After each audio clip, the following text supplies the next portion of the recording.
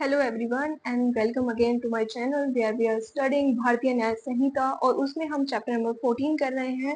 हम सेक्शन 242 तक पहुंच चुके हैं और हमें नेक्स्ट सेट ऑफ सेक्शंस जो हमें कंप्लीट करने हैं वो आ रहे हैं category of abuse of process of court of justice. As such you can see यहाँ कोई डिवीजन नहीं है, but for the sake of convenience हम डिवाइड कर रहे हैं सेक्शंस को फ्रॉम सेक्शन नंबर 243 से सेक्शन 247 तक।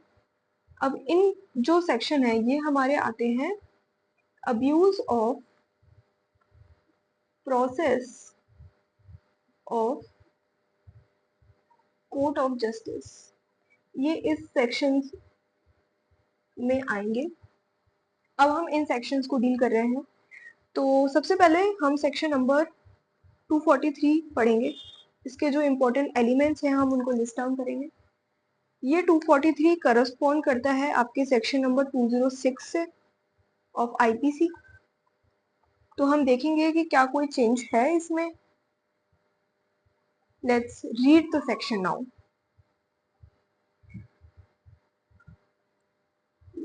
243 whoever, तो टाइटल पहले टाइटल देख लेते हैं। fraudulently removal or concealment of property to prevent its seizure as forfeited or in execution. Whoever fraudulently removes, conceal, transfer or deliver to any person any property or any interest therein, intending thereby to prevent that property or interest therein from being taken as a forfeiture or in satisfaction of a fine under a sentence which has been pronounced or which he knows to be likely to be pronounced by a court or other competent authority, or from being taken in execution of a decree or order which has been made or which he knows to be likely to be made by a court in a civil suit, shall be punished with an imprisonment of either description for a term which may extend to 3 years, or fine which may extend to 5,000। तो ये हमारा offence है। Important चीज जो है, something that distinguishes section 243 from 206 of the IPC is कि ये जो पनिशमेंट है, earlier it was 2 years and there was no maximum limit on the fine, it just says fine or with fine। यहाँ पे and होता था IPC का section, लेकिन इन्होंने यहाँ पे मैक्सिमम लिमिट ऑफ 5,000 सेट की है। This is the only change जो बीएनएस और आईपीसी में है। अब इस सेक्शन के एक एक वर्ड को हम आराम से समझेंगे कि ये बोल क्या रहे हैं। पहले whoever fraudulently, the word fraudulently 25 IPC में डिफाइन था या फिर 2 क्लॉज 9 ऑफ बीएनएस में डिफाइंड है। fraudulently का मतलब होता है इंटेंशन टू डिसीव और to cause injury to any person, या आप किसी को धोखा दो। डिसीव मतलब किसी को धोखा देने के इंटेंशन से या किसी को कोई इंजरी करने के पर्पज से कुछ काम करना is what termed as fraudulently। तो ये एसेंशियल है कि इंटेंशन टू डिफ्रॉड प्रेजेंट होना चाहिए। फिर उसके बाद क्या है, रिमूव्स, कंसील, ट्रांसफर और डिलीवर्स टू एनी पर्सन। ये हमारे क्या है, एक्टस क्रिया है। तो हमारे एक्टस क्रिया क्या क्या है कि किसी प्रॉपर्टी को, किसी प्रॉपर्टी या इंटरेस्ट इन प्रॉपर्टी, प्रॉपर्टी क्या होगी, पूरी प्रॉपर्टी हो सकती है। इंटरेस्ट क्या होगा, for example right to possess that property, right of easement. कोई भी इंटरेस्ट को या तो आप रिमूव कर रहे हो या कंसील कर रहे हो या ट्रांसफर कर रहे हो या डिलीवर कर रहे हो। ट्रांसफर और डिलीवर में क्या अंतर है, delivery is basically not with consideration, transfer में some sort of consideration involve होती है। रिमूव, कंसील, ट्रांसफर, डिलीवर कर रहे हो किसी प्रॉपर्टी या किसी प्रॉपर्टी में इंटरेस्ट को विद एन इंटेंशन। आपका इंटेंशन है ये करने के पीछे, आपका इंटेंशन क्या है, so that you prevent that property और interest from being taken as फोफीचो। एक तो आपको उस फोफीचर से बचाना है, उस प्रॉपर्टी और इंटरेस्ट को, या उस प्रॉपर्टी में, उस प्रॉपर्टी को फोफीचर में ले जाए गई, या इस प्रॉपर्टी को किसी फाइन के लिए, अगर आप उस प्रॉपर्टी, किसी कोई उस प्रॉपर्टी को ले जाने वाला है for the satisfaction of fine. For example, अगर आप पे फाइन है और अगर आप फाइन पे नहीं करते हो तो अटैचमेंट ऑफ प्रॉपर्टी होता है जिसमें से आप फाइन रिकवर करते हो, so that comes in the category of satisfaction of fine. अगर उसको प्रिवेंट करने के लिए, to prevent the property from taken for the satisfaction of fine, अगर आप उसके लिए भी किसी प्रॉपर्टी को रिमूव, कंसील, ट्रांसफर और डिलीवर कर रहे हो, even that comes under section 243 और section 206 of IPC under a sentence which has been pronounce. और ये फोर फीचर और सेटिस्फेक्शन ऑफ फाइन किसके लिए हो रहा है? Under a sentence which has been pronounce और which he knows to be likely to be pronounce. जरूरी नहीं है सेंटेंस आ जाए, हो सकता है सेंटेंस आने वाला, या तो सेंटेंस आ, या कोर्ट ने सेंटेंस दे दिया हो या सेंटेंस आने वाला हो।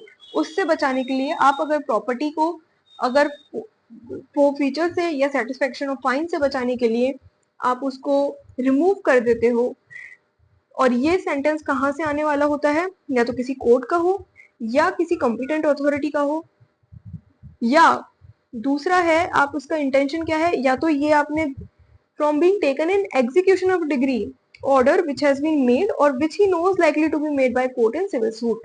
तो आराम से समझेंगे हम अब।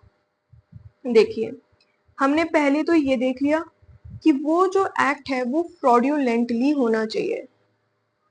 दूसरा हमने देखा एक्टस रिया। वो जो एक्टस रिया है वो है आपका ट्रांसफर, डिलीवर, कंसील या फिर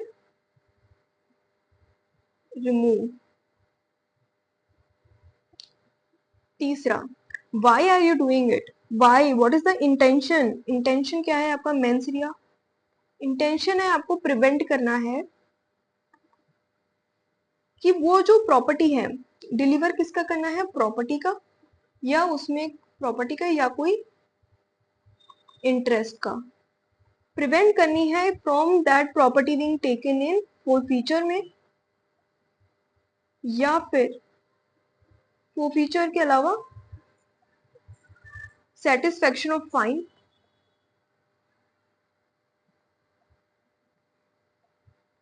और ये जो ऑर्डर है या तो आ चुका हो, पास्ड हो, या लाइकली हो बाय अ कोर्ट और ए कॉम्पिटेंट अथॉरिटी।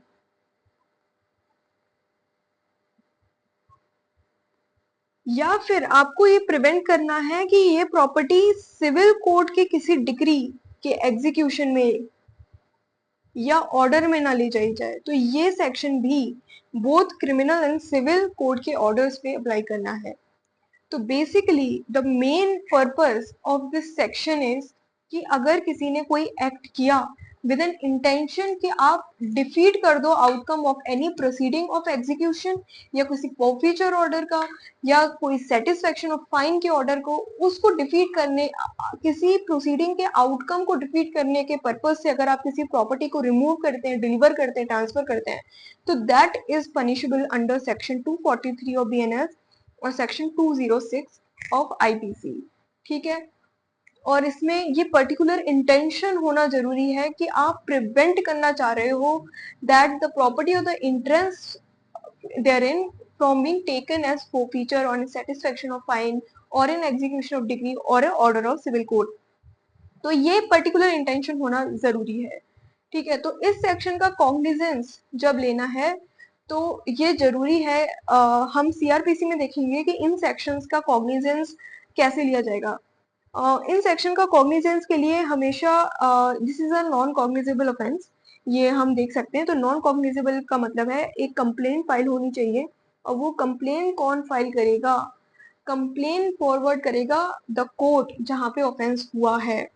इसमें ये नेसेसरी है, ये हम पढ़ेंगे। सेक्शन 195 सीआरपीसी है जिसमें ये कवर्ड है, या फिर 215 बीएनएसएस है जो इस सेक्शन से डील करता है कि इन सेक्शन में कॉग्निजेंस कैसे होगा, प्रोसीजर कैसे इनिशिएट होगा। Now let's move to the next section which is section number 207 of IPC and 244 of Bharatiya Nyaya Sanhita BNS. Read this section. Headline पढ़ेंगे पहले, वो है fraudulent claim to property to prevent its seizure as forfeited or an execution। आप fraudulent claim कर रहे हो किसी property पे सो दैट उस प्रॉपर्टी को आप सीजर या फोरफीचर या एग्जीक्यूशन से बचा सकें। क्योंकि कोर्ट जो है, मेरी अगर फॉर एग्जांपल मेरे अगेंस्ट कोई डिग्री आई है कि वो प्रॉपर्टी एग्जीक्यूशन में जाएगी, अगर somebody else claim on that property तो वो प्रॉपर्टी एग्जीक्यूशन में या सीजर से बच जाएगी। तो whoever makes this fraudulent claim to prevent it, तो वो सेक्शन 244 में कवर्ड है। ठीक है, तो अब ये सेक्शन कंप्लीटली पढ़ लेते हैं कि क्या बोल रहा है।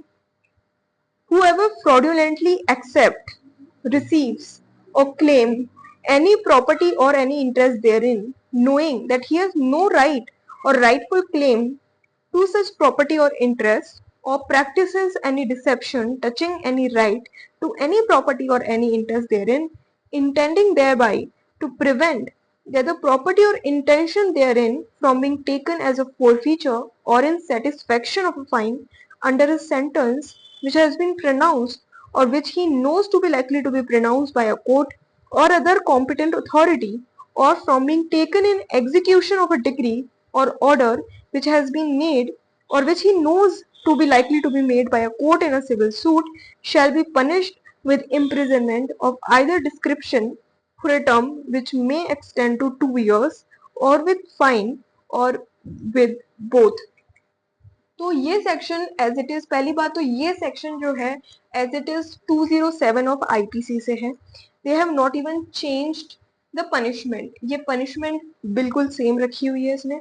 ये हम कह सकते हैं एक तरह से 243 का दूसरा पार्ट है। 243 में पर्सन अपनी प्रॉपर्टी बेच रहा है फ्रॉडुलेंटली, ये किसी को दे रहा है। अब अगर कोई और the person who is receiving the property fraudulently, तो वो इसमें कवर्ड है। मैं इसका सिंपल एग्जांपल देती हूँ। फॉर एग्जांपल पर्सन ए है, उसके अगेंस्ट एक कोर्ट की डिक्री आनी है जिसमें वो प्रॉपर्टी को डिक्री आनी है जिसमें जो इसकी प्रॉपर्टी है वो अटैच हो जाएगी। इसने अपनी प्रॉपर्टी बी को दे दी। अब इधर बी को पता है कि बी उसका फ्रेंड है और उसकी हेल्प करना चाह रहा है, तो ए जो है जो अपनी प्रॉपर्टी को दे रहा है वो आएगा 243 में।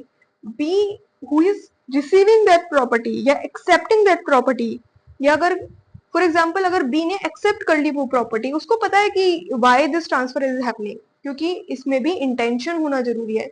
ये जो एक्सेप्टेंस रिसीविंग ऑफ प्रॉपर्टी है वो भी फ्रॉडुलेंटली होना चाहिए, फ्रॉडुलेंटली होना चाहिए, प्लस विद एन इंटेंशन होना चाहिए कि आप प्रिवेंट करना चाह रहे हो फॉर फीचर या फिर सेटिस्फेक्शन ऑफ फाइन या एग्जीक्यूशन को प्रिवेंट करना चाह रहे हो, तो ये पर्टिकुलर इंटेंशन होना जरूरी है।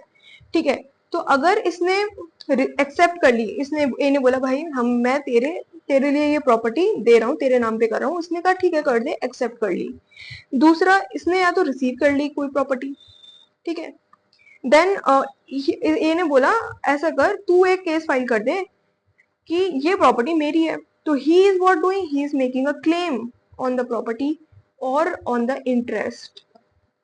ठीक है, तो ये एक्सेप्ट, रिसीव और क्लेम तीन वर्ड्स हैं इसमें, जैसे हम सब देख सकते हैं कि whoever accept, receive, claim any property or any interest में, knowing that he has no right or rightful claim to such property or interest, and he practices any deception touching any right or any property। ठीक है, intention होना जरूरी है। अब दूसरा example देते हैं। फॉर एग्जाम्पल ए को अपनी प्रॉपर्टी का एग्जीक्यूशन देने से बेचना है। ए ने सी को बोला, सी को कुछ नहीं पता, इसने अपने बोला कि मैं अपनी प्रॉपर्टी तुम्हें बेचना चाह रहा हूँ, तो उसने बोला ठीक है अच्छी प्रॉपर्टी ले लो, इसने बेची और इसको पैसे मिल गए। अब सी की तो कोई इंटेंशन नहीं है, सी हैज नो इंटेंशन, सी ने कोई फ्रॉडुलेंटली नहीं किया है काम, उसे नहीं पता था कि ऐसा कुछ केस पेंडिंग है या कोई आने वाला है ऑर्डर। इसमें उसकी इंटेंशन भी नहीं है that he want to prevent the execution of any order, और ही वांट टू प्रिवेंट कि the property is not taken as a forfeiture or in satisfaction of fine, तो here C will not be liable under section 244 या फिर section number 207 of IPC. Be liable होगा section number 244 या 207 IPC में, और ए liable होगा 243 BNS या 206 IPC में। आई होप ये सेक्शन क्लियर हो गया होगा। ठीक है, अब हम नेक्स्ट सेक्शन की तरफ चलते हैं। नेक्स्ट सेक्शन है सेक्शन नंबर 245 ऑफ बीएनएस और सेक्शन नंबर 208 ऑफ आईपीसी। तो लेट्स रीड द सेक्शन। पहले हम इसका हेडिंग पढ़ते हैं। Fraudulently suffering degree for sum not true. ठीक है, तो बेसिकली इसमें क्या हो रहा है, एक सिचुएशन जहां पर्सन ने ही द पर्सन फ्रॉडुलेंटली सफर कर रहा है डिग्री से जो एक्चुअल में ड्यू नहीं है। ठीक है, सफरिंग और डिग्री का मतलब क्या होता है कि आपने जानबूझकर अपने ऊपर डिग्री ले ली फॉर अ सम जो ड्यू भी नहीं था। आपने जानबूझकर आपके अगेंस्ट डिग्री इशू करवा ली। अब ये कैसे होगा, क्या होगा, इसका क्या पर्पज है, let's read, I'll explain that, but before that read the section. Whoever fraudulently causes or suffers a decree or order to be passed against him at the suit of any person for a sum not due or for a larger sum than is due, such person or for any property or interest in the property to which such person is not entitled or fraudulently causes or suffer a decree or order to be executed against him after it has been satisfied or for anything in respect of which it has been satisfied shall be punished with imprisonment of either description for a term which may extend to 2 years or fine or with both. तो basically पहली बात तो ये section exact same है as it was in section 208 of IPC. कोई change नहीं है, ना पनिशमेंट में चेंज है, ना वर्डिंग्स में चेंज है, इट इज द सेम। अब हमें इस सेक्शन को पढ़ने के लिए द बेस्ट थिंग इज इसका जो इलस्ट्रेशन है। इलस्ट्रेशन में लिखा है कि ए ने इंस्टीट्यूट किया है एक सूट अगेंस्ट जेड। ठीक है, ए वर्सेस जेड है। अब यहाँ जेड को पता है कि एक ए जीतने वाला है। ठीक है, तो इसके अगेंस्ट डिग्री आएगी। ठीक है, ये जेड को पता है कि इसके अगेंस्ट डिग्री आने वाली है। अब इसने क्या करा, एक केस इंस्टीट्यूट किया बी वर्सेस जेड। या तो कोई केस पेंडिंग था ऑलरेडी कोई ऐसा, या फिर उस इसने करवा लिया, इसके अंडर ही सफर्स डिग्री। उसने बोला कि बी फॉर एग्जाम्पल इस केस में 1 लाख रुपीज की डिग्री आनी है अगेंस्ट जेड। इसमें भी इसने बोला कि 1 लाख की डिग्री इशू करवा लो जेड के अगेंस्ट। बोला कि हाँ जेड को बी को 1 लाख रुपए देने हैं, तो इसमें डिग्री आ गई, इसमें भी डिग्री आ गई। इसके पास एक ही प्रॉपर्टी जो 1 लाख रुपए की। अब जब एग्जीक्यूशन में जाएंगे तो दोनों जजमेंट डेटर क्या क्लेम सेटिस्फाई होगा इन प्रोपोर्शन ऑफ डिग्री। ठीक है, अगर इनका 1 लाख 50 लाख होगा तो 1:2 में जो इसकी प्रॉपर्टी है उसमें से क्लेम होगा। अब अगर 1 लाख की प्रॉपर्टी है और 1:1 होना है, तो अब क्या होगा, फाइनली जब एग्जीक्यूशन में जाएगा बोलेंगे ए को 50 लाख दे दो, बी को भी 50 लाख दे दो। अब बी तो एक जेड के साथ मिला हुआ है, तो यानी कि ये 50 लाख जेड के पास चले गए। तो इसने बेसिकली इंटरेस्ट ऑफ ए को डिफीट करने के लिए जेड ने अपने अगेंस्ट एक डिग्री इशू करवाई इस केस में। तो यही ये इलस्ट्रेशन बोल रहा है। आई होप ये आपको समझ आया होगा। इसमें बेसिकली 2-3 चीज हैं जो आप देख सकते हो सेक्शन में। पहला है, या तो जब आप सफर कर रहे हो कोई डिग्री या कोई आपके अगेंस्ट आ रही है, it is for a sum not due. अगर आपके अगेंस्ट कोई स्यू है, फॉर एग्जाम्पल ये भी तो हो सकता है कि बी को सच में 1 लाख रुपए जेड से लेने हो, लेकिन जेड ने क्या सोचा कि हाँ इसमें तो मैं बी को तो पैसे दे दूंगा पर ए को पैसे नहीं दूंगा, इसलिए जानबूझकर उसने 1 लाख की डिग्री इशू करवा ली। तो सम ड्यू होना जरूरी है, या फिर for a larger sum than is due. For example इसने इस सिचुएशन में जेड ने बोला कि मुझे तो 2 लाख रुपए देने हैं बी को और ए को तो 1 लाख ही देना है। तो अब जब ये सूट जाएगी 1:2, ये क्या होगा 1:2 में, तो अब इसमें क्या होगा, ये कोर्ट बोलेगा ए को दे दो 25 लाख, बी को दे दो 75 लाख। अरे ये तो 1:3 हो जाएगा। But you got the point right, कि कैसे ये larger sum than is due काम कर रहा है। ठीक है, टू सच पर्सन और फॉर एनी प्रॉपर्टी और interest in a property to which such person is not entitled. ठीक है, और fraudulently causes or suffer a decree or order to be executed against him after it has been satisfied for anything in respect to which has been satisfied, या फिर आप execution में जाके आप execution अपने अगेंस्ट करवा लो, ठीक है। This is self the explanation explain this section better. तो ये था हमारा section 245 which is corresponding section number 208 of IPC. अब हम नेक्स्ट सेक्शन की तरफ मूव करते हैं, सेक्शन नंबर 246 या सेक्शन नंबर 209 ऑफ आईपीसी। इसकी ये देखिए, रीड करते हैं। Dishonestly making false claim in court, बहुत सेल्फ एक्सप्लेनेटरी है, आराम से समझ में आ रहा है कि हम क्या कर रहे हैं इसमें। Read the section. Whoever fraudulently or dishonestly or with intention to injure or annoy any person makes in a court any claim which he knows to be false shall be punished with imprisonment of either description for a term which may extend to 2 years and shall also be liable to fine। पहली बात, this is same as section number 209, इसमें कोई changes नहीं है। अब इस section को हम आराम से समझ लेते हैं। पहली बात तो इसमें इंटेंशन देखो, इंटेंशन दे रखी है, कोई फ्रॉडुलेंटली और डिसऑनेस्टली कोई काम हो रहा है या इंटेंशन है टू इंजर या एनॉय। आप फ्रॉडुलेंटली, डिसऑनेस्टली या with an intention to injure annoy person, इन तीन इंटेंशन से आप कौन सा एक्ट क्रिया कर रहे हो। आप कोर्ट में जाके कोई फॉल्स क्लेम कर रहे हो और वो आपको पता है फॉल्स है, ठीक है। तीन चीज होना जरूरी है, आप कोर्ट में जाके कोई स्टेटमेंट देना, कोई क्लेम करना, दूसरा आपको पता है कि वो क्लेम फॉल्स है। In a court any claim which he knows to be false, ठीक है, ये तीन इंपॉर्टेंट है। तो section 209 basically relates to false and fraudulent claims in a court and the person making the claim should do so fraudulently or dishonestly or with an intention to injure or annoy any person, and the person making the claim, उसको पता होना चाहिए claim is false. ये sufficient नहीं है कि prosecution सिर्फ ये एस्टेब्लिश करे कि अक्यूज ने रीजनेबल बिलीव था कि वो फॉल्स है, उसको पता होना चाहिए reasonable belief of false is not there. हमेशा हमने जो प्रीवियस सेक्शन है उसमें हमने तीन वर्ड साथ में पढ़े थे, he knows to be false, he has a reason to believe to be false and he does not believe to be false.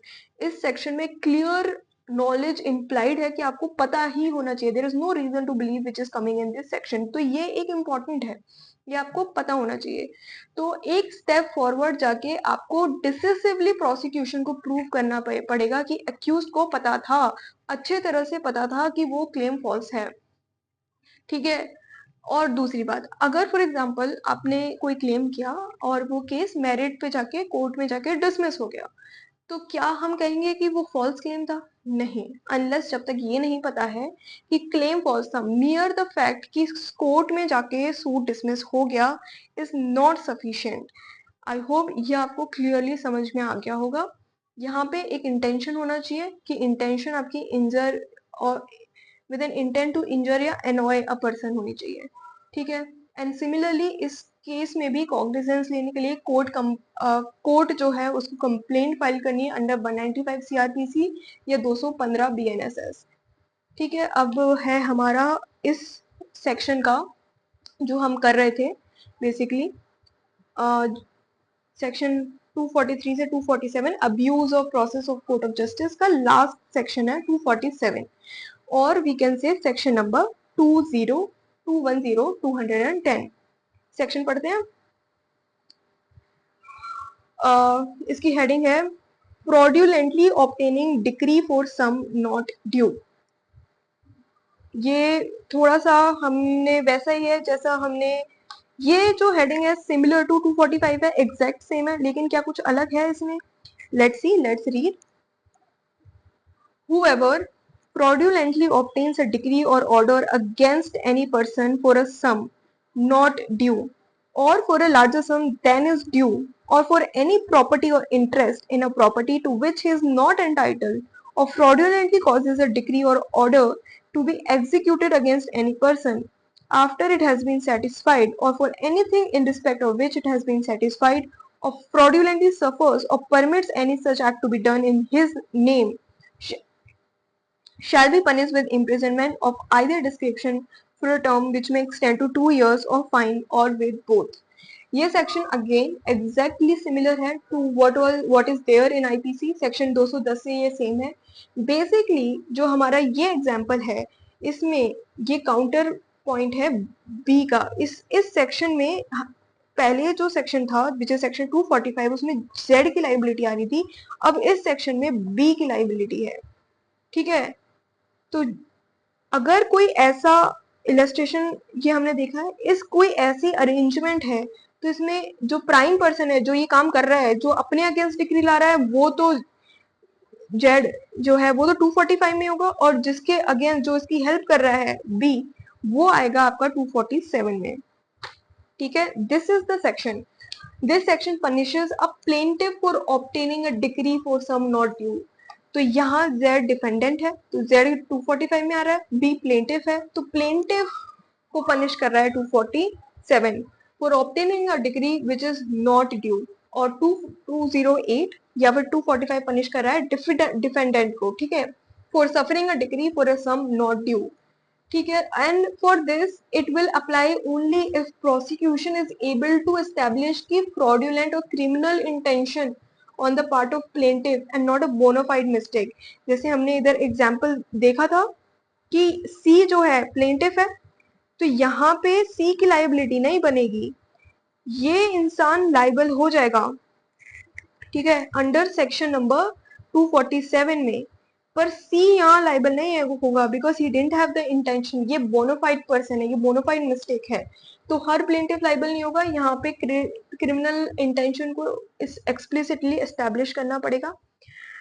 तो विद दिस हमारे जो 243 से 247 abuse of process of court of justice हमारा complete होता है। अब हमारे जो नेक्स्ट सेट ऑफ सेक्शंस हैं वो डील करेंगे false charge of an offence.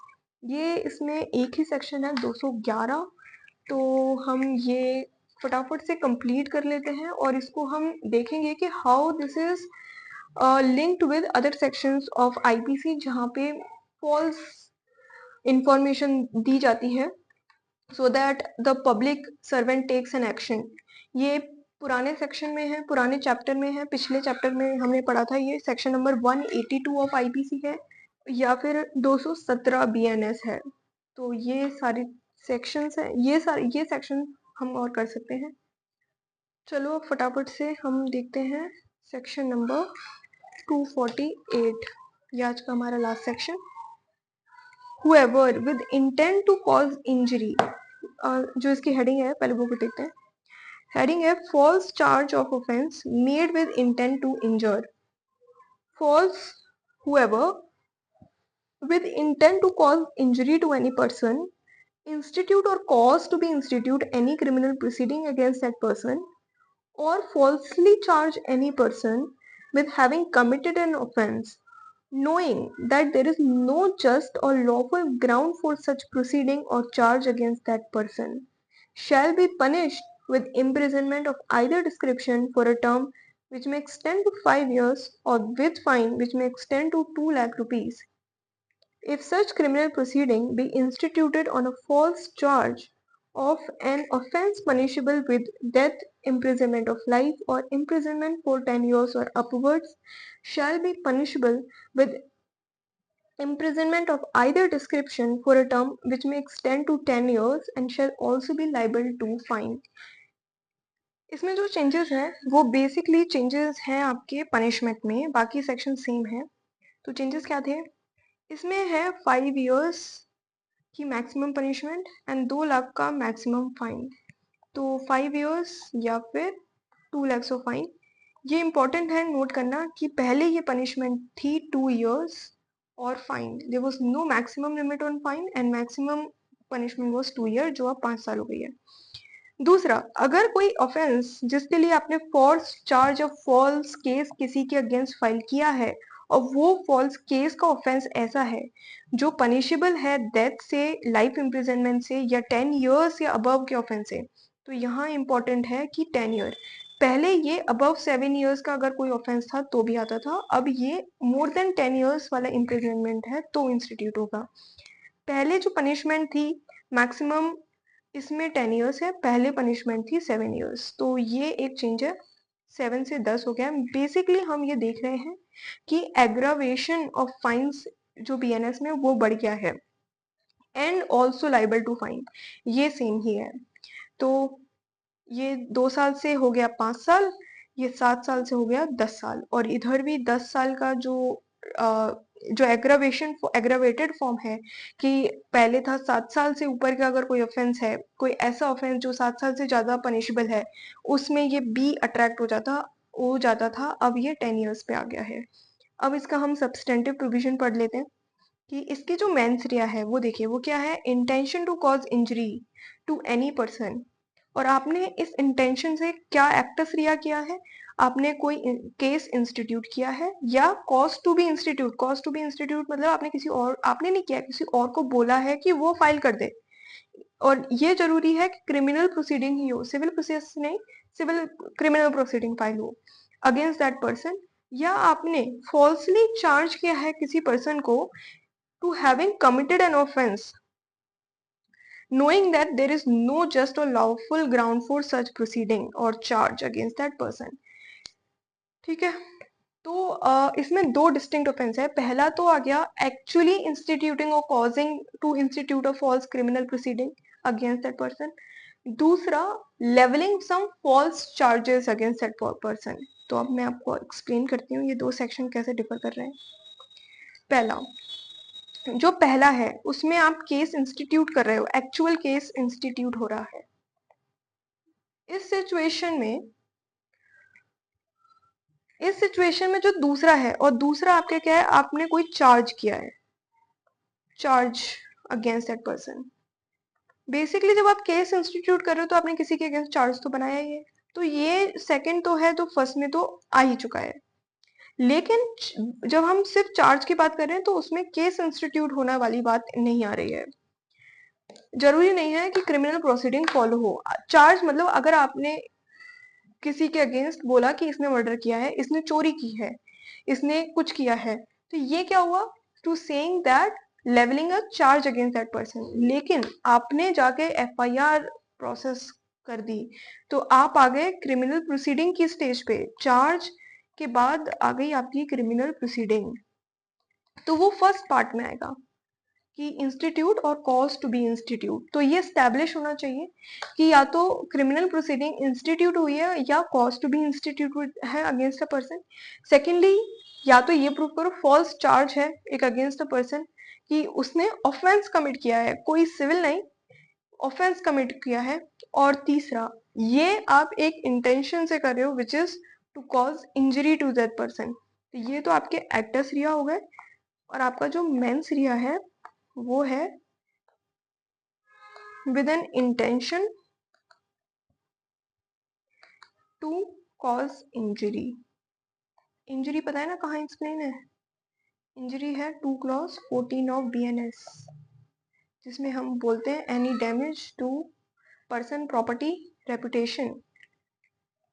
उसके बाद यू डिड सो, ये आपने किया with a knowledge that there is no lawful ground, या कोई जस्ट ग्राउंड नहीं था। अगर आपके पास लॉफुल या कोई जस्ट ग्राउंड है, आपने अगर for example A and B की बनती नहीं है, ए वर्सेस बी की बनती नहीं है, अब बी ने सच में कोई फाइल चुरा ली अपने ऑफिस से, तो ए ने जाके चार्ज कर दिए, उसने बोला charge, he levelled a charge against B of committing an offence of theft.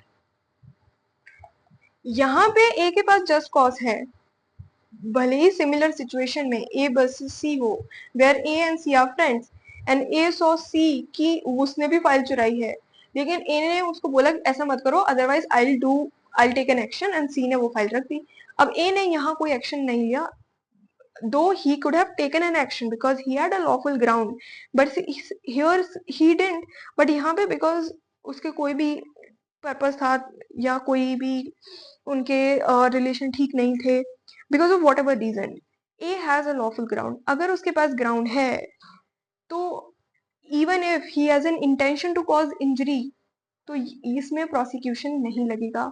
211 IPC या 248 बीएनएस विल नॉट कम। ठीक है, नाउ द पनिशमेंट जो है वो लिंक हो गई है आपके नेचर ऑफ फॉल्स चार्ज या कॉन्सिक्वेंशियल प्रोसीडिंग से। mere making a false charge is made punishable by simple or rigorous imprisonment for a term which is up to 5 years और फाइन और बोथ।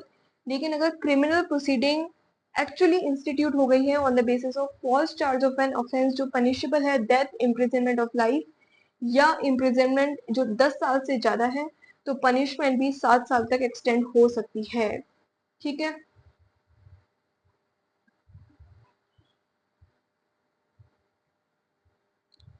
अब एक सिचुएशन समझिए। एक केस चल रहा है, ठीक है, ए वर्सेस बी का केस चल रहा है।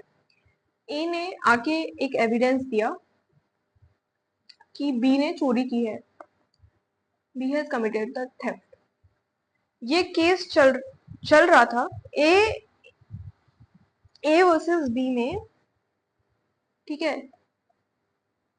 या फिर हम दूसरा एग्जांपल, थोड़ा क्लियर एग्जांपल लेते हैं। हम्म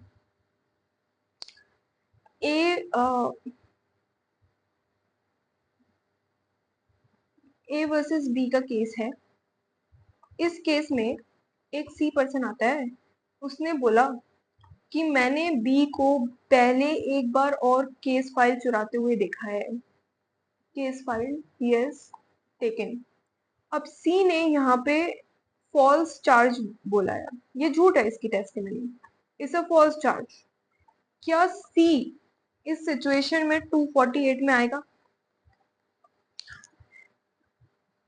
तो इसका आंसर ये है कि सी इसमें 248 में नहीं आएगा, ये जाएगा आपके सेक्शन जो इस चैप्टर के बिगिनिंग में है, विच इज सेक्शन नंबर 227, 228 एंड 229। अगर उसने फैब्रिकेट किया है तो 228 में आएगा। फॉल्स एविडेंस पनिशेबल है आपके 229 में, डिफाइंड है 227 में। तो ये इंपॉर्टेंट एक डिस्टिंक्शन है जो आपको देखना है कि 248 की जब हम बात कर रहे हैं तो ये बेसिकली बात कर रहा है वेयर जो फॉल्स चार्ज है या फिर कोई केस इंस्टीट्यूट तो हमने देख लिया, फॉल्स चार्ज है वो हो रहा है ओरिजिनल या इनिशियल एक्विजिशन का, ओरिजिनल या इनिशियल एक्विजिशन का होना चाहिए। ठीक है। अगर आप यहाँ कोर्ट के सामने ऑन ओथ कोई फॉल्स एविडेंस दे रहे हो तो वो आपके चले जाएंगे 227, 229 में। ये एक डिस्टिंक्शन है जो आपको याद करना है। दूसरी इंपॉर्टेंट चीज, ठीक है, आई होप ये आपको समझ आ गया। इस केस का दूसरा कॉन्सेप्ट, आप कॉन्सेप्ट्स पे ध्यान दीजिए। दूसरा कॉन्सेप्ट क्या है कि अगर, दूसरी बात यह है कि जो फॉल्स चार्ज है वो आप किसको दे रहे हो। आपने अगर बॉस से जाके कंप्लेन कर दी तो ये माना जाएगा फॉल्स चार्ज? तो इसका आंसर है नहीं। ये फॉल्स चार्ज उस इंसान को, not to any person but to a person जो एम्पावर्ड है टू टेक एनी इन्वेस्टिगेशन, तब माना जाएगा। ऐसे हवा में बातें नहीं। अगर आप दोस्तों के बीच में बोल रहे हो, आप 4 दोस्त हैं और आपने एक दोस्त ने बोला मैंने तो इसको चोरी करते हुए देखा है, तो क्या ये 248 में आ जाएगा फॉल्स चार्ज? नहीं, ये आएगा when you make that false charge to a person who is empowered to investigate that charge या to get that offender punished। ठीक है, empowered होना चाहिए। तो उसका मीनिंग है ना, एसेंस है, द लेजिस्लेटिव इंटेंट को ध्यान में रखिए। तीसरी बात, तीसरा कॉन्सेप्ट, जरूरी नहीं है कि वो फॉल्स चार्ज के लिए जो ऑफेंस है, हम कह रहे हैं कि इसने कोई ऑफेंस कमिट किया है, वो आईपीसी का ही ऑफेंस हो, इट्स नॉट नेसेसरी। ये ऑफेंस स्पेशल या लोकल लॉ का भी हो सकता है। For example, there are group of friends A B C D. A गया पुलिस के पास, उसने बोला कि बी ने C who belongs to SC/ST category उसको स्लर्स पास किए हैं, इसलिए B is punishable under SC/ST atrocities act में। It's a special law, SC/ST act of special law है। तो ये जो आएगा, ये आ गया आपका ऑफेंस स्पेशल लॉ का। It's a false charge, B ने कुछ नहीं बोला है but A has made a false charge, क्योंकि इसकी ए और बी की लड़ाइयां हो गई थी। ठीक है, the intention is to cause injury. So ये इंपॉर्टेंट है, इंटेंशन टू कॉज इंजरी होना जरूरी है when you make a false charge और when you make a complain. Alright, good faith में अगर आप कुछ कर रहे हो दैट इज नॉट पनिशेबल। आप इसके साथ सेक्शन 182 आईपीसी या 217 बीएनएस को देखिए, वो भी सिमिलर है। उसमें आप क्या कर रहे हो 217 में, giving false information with an intent to cause that public servant to use his lawful power to injure other person. वहां भी आप एक पब्लिक सर्वेंट को इंफॉर्मेशन फॉल्स इंफॉर्मेशन दे रहे हो जिससे वो पब्लिक सर्वेंट आप अपनी लॉफुल पावर को यूज करे और किसी अनदर पर्सन को इंजरी हो जाए। It is sort of similar in nature. ठीक है, तो इसमें डिफरेंस क्या है? डिफरेंस इज, आप डिफरेंस देखिए 217 में और अपने 248 में, ये हम डिफरेंस देखते हैं। पहला डिफरेंस तो ये है कि यहाँ पे आप दे रहे हो फॉल्स इंफॉर्मेशन और इधर क्या कर रहे हो आप, क्रिमिनल प्रोसीडिंग ही इनिशिएट हो जा रही है। थिन लाइन डिफरेंस है, ज्यादा डिफरेंस नहीं है। आप दे रहे हो किसी पब्लिक सर्वेंट को, और आपका इंटेंशन यहाँ पे क्या है? इंटेंशन ये है कि जो पब्लिक सर्वेंट है वो अपनी लॉफुल अथॉरिटी को एक्सरसाइज करे। Lawful authority is exercise,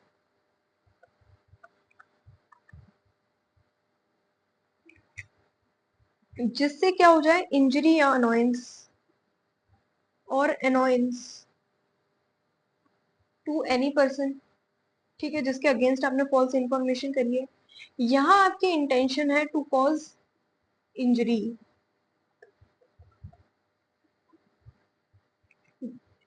to a person जिसको आपने क्रिमिनल प्रोसीडिंग या फॉल्स चार्ज के अगेंस्ट बनाई है। तीसरा, यहाँ पे जो इंफॉर्मेशन है वो किसी भी किसी भी मैटर से रिलेटेड हो सकती है, लेकिन यहाँ पे जो इंफॉर्मेशन है वो ऑफेंस होना चाहिए, फॉल्स चार्ज या क्रिमिनल प्रोसीडिंग कोई सी ऑफेंस के पे ही होगी। चौथा,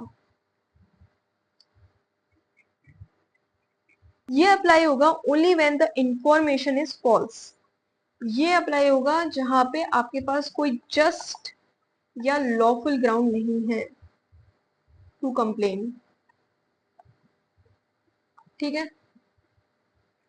इस सेक्शन में ऑफेंस कंप्लीट हो जाएगा even if the public servant do not take any action. आपका बस इंटेंशन है कि पब्लिक सर्वेंट अपनी अथॉरिटी को एक्सरसाइज कर ले, लेकिन यहाँ पे एक्चुअल कमेंसमेंट या एक्चुअल इंस्टीट्यूशन जरूरी है। हम कर रहे हैं ना इंस्टीट्यूशन ऑफ प्रोसीडिंग, तो इंस्टीट्यूशन ऑफ प्रोसीडिंग होना यहाँ जरूरी है। ठीक है, these are the difference between 217 and 248, IPC का 182 and section number 211। I think 211 ही है। हाँ, this is the difference. I hope जितना हमने पढ़ा है वो आपको समझ आया होगा। If you have any doubt please do let me know in the comment section and I try to solve them. इसमें कोई इंपॉर्टेंट केसेस ऐसे है नहीं, and these are generally asked only in the MCQs। आपको एक concepts पता होना चाहिए।